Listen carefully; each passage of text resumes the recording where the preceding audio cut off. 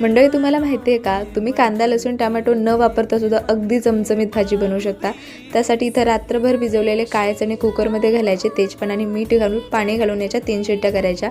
वाटीमध्ये 1 चमचाभर धना पावडर, अर्धा चमचा लाल तिखट, गरम मसाला, हळद आणि मीठ घालून हे सगळे मसाले एकत्र करायचे। थोडंसं पाणी घालून साईडला भिजण्यासाठी ठेवायचे।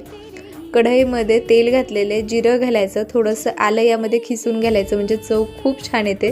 त्यानंतर इथं 1 हिरवी मिरची सुद्धा किसून घातलेली, तुम्ही आलं आणि हिरवी मिरची ठेचून जरी घातली ना तरी देखील चालणार आहे।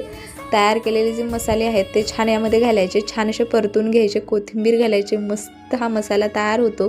शिजवलेले चणे घालायचे आणि मस्त झाकण ठेवून याला पाणी सुकेपर्यंत शिजवून घ्यायचं। ही अष्टमीला आणि नवमीला कन्यापूजनासाठी केली जाणारी काळ्या चण्याची चमचमीत उसळ बनवून आपली तयार झाली। मंडळी, डिटेल रेसिपी आपल्या यूट्यूब चॅनलवर आहे, एकदा व्हिजिट करून नक्की बघा। व्हिडिओ आवडला तर व्हिडिओला लाईक करा।